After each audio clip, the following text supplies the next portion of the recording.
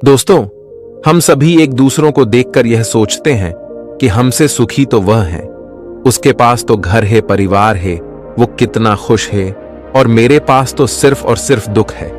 आखिर असल जिंदगी में सुखी कौन है? आइए इसे एक छोटी सी कहानी के माध्यम से समझते हैं। दिल से स्वागत है। बहुत समय पहले की बात है। एक बार एक भिखारी गांव में भीख मांगने के लिए जाता है। भिखारी भीख मांगते मांगते एक किसान के दरवाजे पर पहुंचता है। वह भिखारी किसान के घर का दरवाजा खटखटाता है, लेकिन अंदर से कोई आवाज नहीं आती। दरवाजा खुला होने के कारण वह अंदर की ओर झांकता है, यह देखने के लिए कि कोई घर पर है या नहीं। वह देखता है कि किसान और उसका पूरा परिवार एक साथ बैठकर बात कर रहे हैं। बच्चे किसान के साथ लिपटे हुए हैं, खेल रहे हैं। भिखारी को लगा कि शायद किसी ने मेरी बात पर ध्यान नहीं दिया, इसलिए उसने फिर से आवाज लगाई। जब उसने दूसरी बार आवाज लगाई तो किसान की पत्नी ने सुना और उसके बाद कुछ अनाज लेकर घर से बाहर आई और उसे भीख दे दी। उसके बाद वह भिखारी वहां से चला गया और कुछ आगे चलकर वह यह सोचने लगा कि कितना खुशहाल परिवार है, कितने सुखी हैं।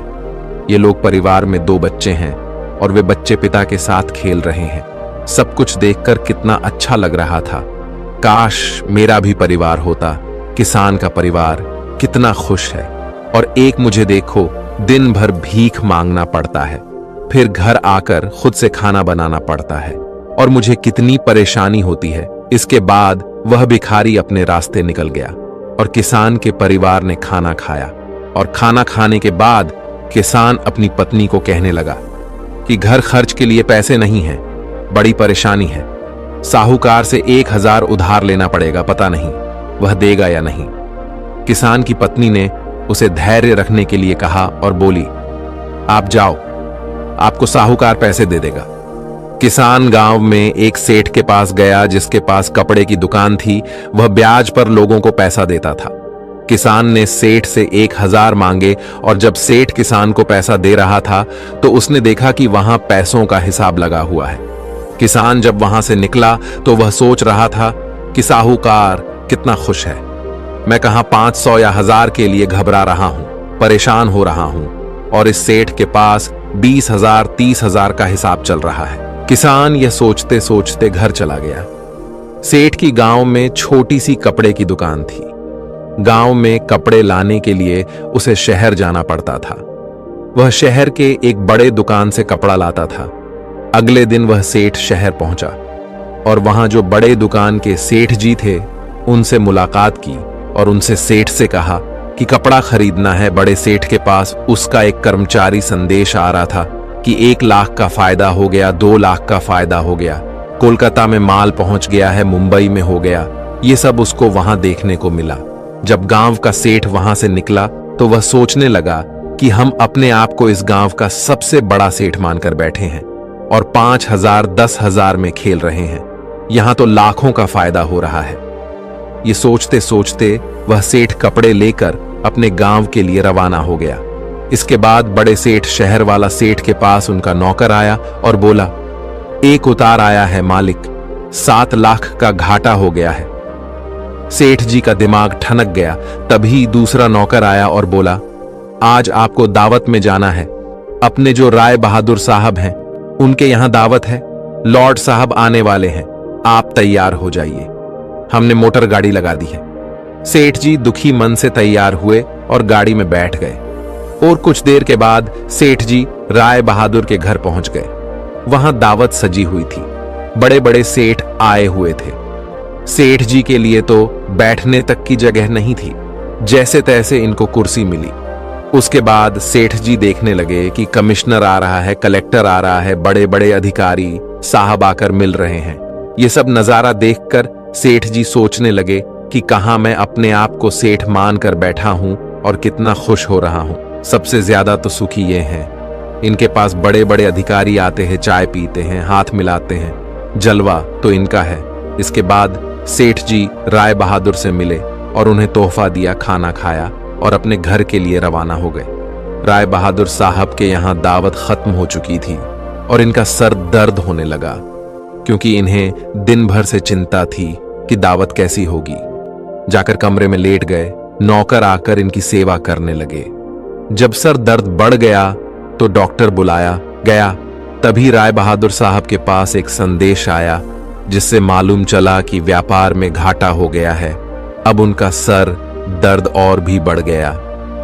राय बहादुर ने अपने नौकरों से कहा, क्या जिंदगी है, बड़े बड़े अधिकारी को चाय पिलानी पड़ती है, पार्टी रखनी पड़ती है, वह सब करते हैं, इसीलिए हमें भी दावत रखनी पड़ती है, वरना कौन इतना सर दर्द मोल ले। तभी उन्होंने देखा कि खिड़की से एक भिखारी जा रहा था, जो अपने हाथ में डंडा लेकर गाना गा रहा था।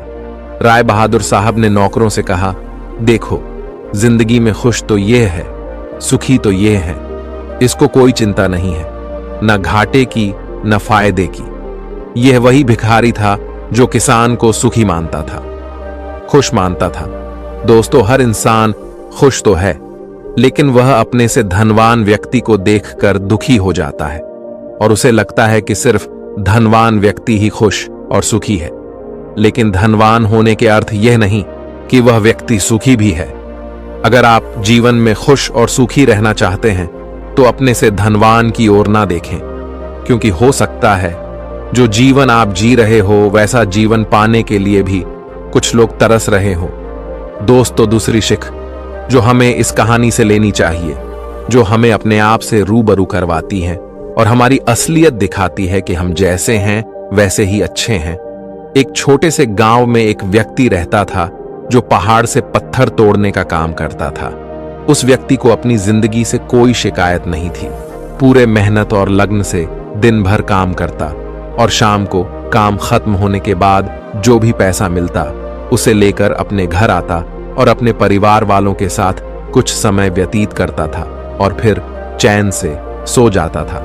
ऐसा करते हुए उसे कई साल बीत गए थे। हर दिन की तरह वह अपना काम खत्म करके घर वापस जा रहा था। रास्ते में चलते चलते उसके मन में एक ख्याल आया कि यह भी कोई जिंदगी है। मैं सुबह से शाम तक पत्थर तोड़ने का काम करता हूँ और शाम में मुझे थोड़े से पैसे मिलते हैं, जिससे मुश्किल से मेरे और मेरे परिवार का गुजारा हो पाता है। शायद आज मुझे कहीं से कुछ ऐसी शक्ति मिल जाए जिससे मैं जो चाहूं वह पूरा हो जाए। वह घर गया, खाना खाया, लेकिन उसका ध्यान खाने की ओर नहीं था। उसके दिमाग में बस एक ही ख्याल था कि काश मुझे कोई ऐसी अलौकिक शक्ति मिल जाए जिससे मैं जो चाहूं हासिल कर सकूं। वह इस बात को सोचते सोचते सो गया। फिर नींद आने के बाद उसे एक सपना आया।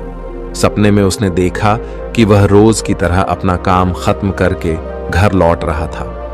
तभी रास्ते में उसे एक बहुत बड़ा घर दिखा। तभी उसके मन में विचार आया, काश यह घर मेरा होता और मैं इसका मालिक होता। और उसका इतना सोचते ही वह उस घर का मालिक बन गया। उसको यकीन ही नहीं हो रहा था कि उसने जो सोचा वह पूरा हो गया, लेकिन उसकी खुशी अधिक देर तक नहीं टिक पाई। अचानक से एक शोर सुनाई दिया। उसने देखा कि उसके घर के बाहर से एक रैली निकल रही है, जिसमें बीचों बीच एक राजनीतिज्ञ है। उसे देखकर वहां खड़े लोग उसके नाम के नारे लगा रहे थे और सब उसको देखने के लिए तड़प रहे थे। तब उसको यह एहसास हुआ कि मैं कितना छोटा हूं, मेरा तो कोई अस्तित्व ही नहीं है इस राजनेता के समक्ष। काश मैं एक राजनेता होता और मेरे पास इतनी क्षमता होती। उसके इतना सोचने की देर थी कि वह राजनेता बन गया। उसके खुशी का ठिकाना नहीं रहा, क्योंकि उसके पास हजारों लोगों की भीड़ थी और सब उसको देखने के लिए तरस रहे थे। लेकिन उसकी यह खुशी भी ज्यादा देर भी टिक नहीं पाई, क्योंकि धूप बहुत ही तेज थी और उस राजनेता को इतनी धूप में खड़े रहने की आदत नहीं थी। उसे चक्कर आया और वह बेहोश हो गया। फिर उसे एहसास हुआ कि यह राजनेता सबसे ताकतवर नहीं है, ये जो सूरज है ये सबसे ताकतवर है। उसके मन में आया कि काश मैं सूरज होता, मेरे आगे कोई टिक नहीं पाता। उसको इतना सोचने की देर थी और वह सूरज बन गया। वह खुशी से पागल हो गया। पूरी दुनिया को यही रोशन कर रहा था। दुनिया में ऐसा कोई इंसान नहीं था जो उसकी रोशनी को रोक सके। लेकिन उसकी यह खुशी भी टिक नहीं पाई, क्योंकि कुछ ही समय बाद आसमान में काले बादल आए और रोशनी को रोक दिया। फिर उसको एहसास हुआ कि कोई है जो मेरी रोशनी को भी कोई रोक सकता है। उसके मन में यह ख्याल आया कि काश में बादल होता, और वह बादल बन गया। उसको ऐसा लग रहा था कि वह आसमान में उड़ रहा है और वह जहां चाहे वहां जा सकता है। लेकिन कुछ देर बाद एक हवा का झोंका आया जो उसे उड़ा ले गया। उसे एहसास हुआ कि बादल सूरज की रोशनी को रोक सकता है, लेकिन हवा को नहीं, क्योंकि यह हवा उसे बहा कर ले गई। फिर उसके मन में यह विचार आया कि काश में हवा होता, और वह हवा बन गया। हवा बनने के बाद उसने अपने अंदर एक अलग सी ऊर्जा महसूस की और सोचा कि मैं जिसको चाहूं उसे उड़ाकर ले जा सकता हूं। उसको यह विश्वास होने ही वाला था कि इस दुनिया में सबसे ताकतवर मैं हूं। लेकिन तभी उसके सामने एक पहाड़ आया। उसने पूरी ताकत लगा दी, लेकिन उस पहाड़ को नहीं हिला सका। उसको यह एहसास हुआ कि कोई है जो हवा से ज्यादा शक्तिशाली है, जिसमें हवा को रोकने का भी दम है। फिर उसके मन में यह ख्याल आया कि काश में पहाड़ होता, और वह पहाड़ बन गया। लेकिन हर बार की तरह उसकी खुशी ज्यादा देर तक नहीं टिक पाई। एक जानी पहचानी आवाज उसे सुनाई दी, और साथ ही साथ उसको दर्द होने लगा, जैसे कि कोई है जो उसे तोड़ रहा है, मार रहा है।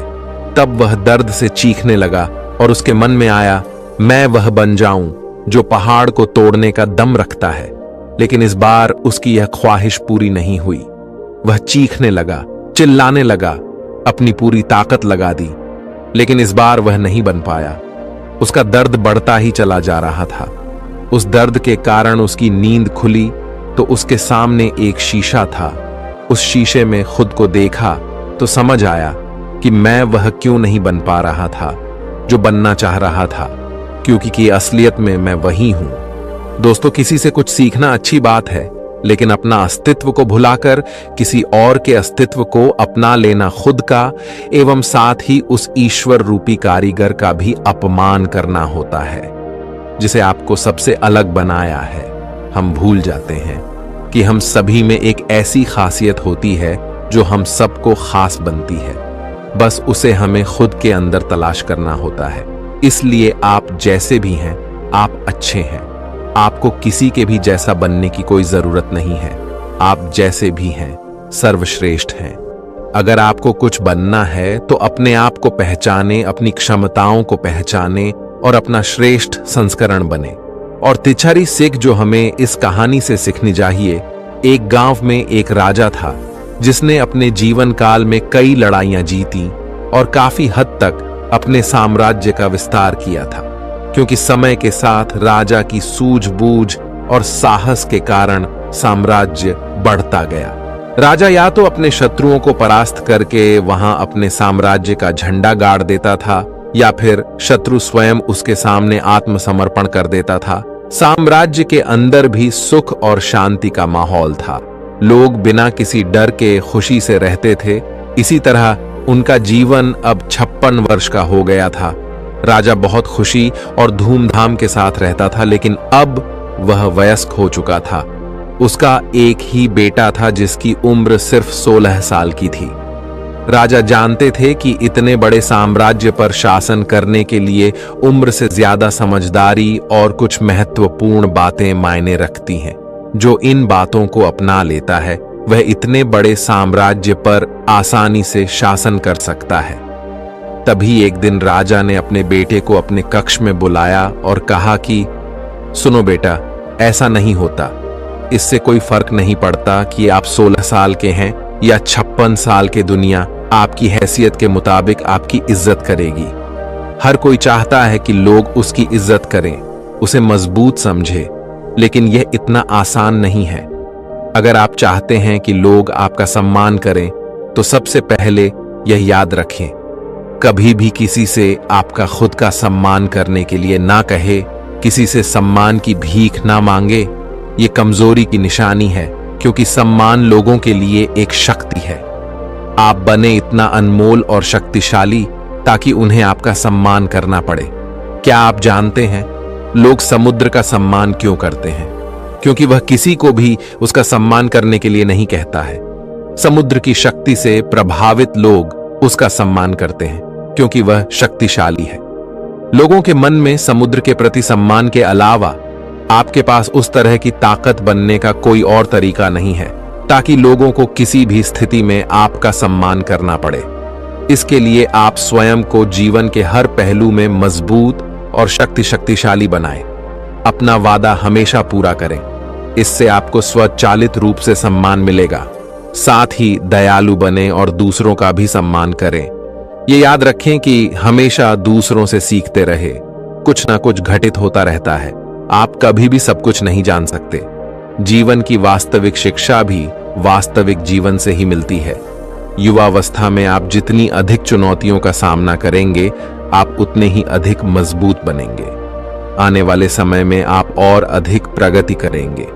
ये जीवन का वह समय है जहां आपको लड़कियों के प्यार में नहीं पड़ना है, बल्कि खुद को मजबूत बनाने पर ध्यान केंद्रित करना है। जब आप एक अनमोल और शक्तिशाली व्यक्ति बन जाएंगे, ताकि जब आप बनना चाहें तो यह अपने आप आ जाए। अपने जीवन में बेहतरी लाएं और आगे बढ़ना शुरू करें तो कुछ लोग आपको पीछे खींचने की कोशिश करेंगे। यह लोग आपके मित्र या परिवार में से कोई भी हो सकते हैं, या आपके सपनों का मजाक उड़ाएंगे, या आपको ऐसी आदतें अपनाने के लिए कहेंगे जिससे आपका समय और ऊर्जा बर्बाद होती है, क्योंकि वे आपको आगे बढ़ते नहीं देखना चाहते हैं। वे आपकी प्रगति से ईर्ष्या करेंगे, क्योंकि उनकी कमजोरी और आलस्य के कारण वे काम करने में असमर्थ हैं। वह नहीं चाहते कि आप ऐसा कर सकें। साथ ही लोग आपको पीछे खींच लेंगे, क्योंकि कुछ दोस्ती सिर्फ थोड़े समय के मनोरंजन के लिए बनाई जाती है। इसलिए जब आप उन चीजों को करना बंद कर देंगे तो उनका मजा कुछ समय के लिए कम हो सकता है जो वह आपके साथ बिताते थे। इसीलिए वे आपको पीछे खींचने की कोशिश करेंगे और आपको अपने जैसा बना देंगे। यदि आप सोच रहे हैं कि मुझे इतना त्याग क्यों करना चाहिए, जीवन आराम से जीना चाहिए, इसलिए यह याद रखें कि यदि अपने लक्ष्य के लिए अपनी इच्छा नहीं छोड़ेंगे तो आपको अपने लक्ष्य का बलिदान देना होगा।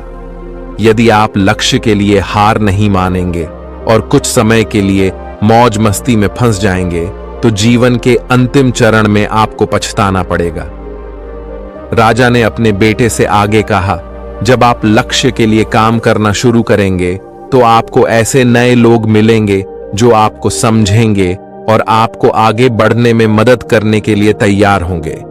इसलिए उन लोगों को प्राथमिकता देना शुरू करें जो आपके मूल्यों और लक्ष्यों के साथ संरेख हो। बस उन लोगों से दूर हो जाएं जो आपको रोक रहे हैं, और उनके साथ रहकर आपका भविष्य अद्भुत हो। बुरे लोग आपके परिवार के सदस्य और दोस्त भी हो सकते हैं, इसलिए उनसे दूर से ही प्यार करें और अपना प्यार रखें। लक्ष्य पहले, इसके लिए आपको सफल आदतें अपनानी होंगी। कई बार आपको दूसरी जगह जाकर रहना पड़ता है। आपको भी अकेलापन महसूस हो सकता है, लेकिन यह बुरा नहीं है। कुछ समय अकेले रहे अच्छा है, क्योंकि इससे यह समझने में मदद मिलती है कि आप वास्तव में कौन हैं और आप जीवन में क्या हासिल करना चाहते हैं। दोस्तों, यह कहानी हमें सिखाती है कि हर इंसान खुश तो है, लेकिन वह अपने से धनवान व्यक्ति को देखकर दुखी हो जाता है और उसे लगता है कि सिर्फ धनवान व्यक्ति ही खुश और सुखी है। लेकिन धनवान होने के अर्थ यह नहीं कि वह व्यक्ति सुखी भी है। अगर आप जीवन में खुश और सुखी रहना चाहते हैं तो अपने से धनवान की ओर ना देखें, क्योंकि हो सकता है जो जीवन आप जी रहे हो वैसा जीवन पाने के लिए भी कुछ लोग तरस रहे हो। तो अब आपको जवाब मिल गया होगा कि जीवन में हर वह इंसान सुखी है जो अपने से ऊंचे धनवान व्यक्ति की ओर नहीं देखता। हमारे अंदर क्या खूबी है, क्या विशेषता है, यह हम कभी समझ ही नहीं पाते हैं। आज जिसको देखो वह किसी और के जैसा बनना चाहता है, वह किसी और की जिंदगी जीना चाहता है। हर किसी की जिदंगी की एक अलग ही खासियत होती है, बस उसको समझने की और अपनी क्षमताओं को पहचानने की जरूरत होती है। जिस दिन आप अपनी क्षमताओं को समझ जाएंगे, उस दिन से आपके अंदर से किसी और के जैसा बनने का या किसी और का जीवन जीने का जो जिद है वह हमेशा के लिए खत्म हो जाएगा और आप अपने जीवन को अच्छे से जी पाएंगे। तो दोस्तों, कैसी लगी आपको ये कहानी आप हमें कमेंट सेक्शन में जरूर बताना, और अच्छी लगी हो तो इस चैनल को सब्सक्राइब जरूर कर लेना। तो चलिए मिलते हैं ऐसी ही कोई नई कहानी में। तब तक के लिए अपना ख्याल रखें। धन्यवाद और नमो बुद्धाय।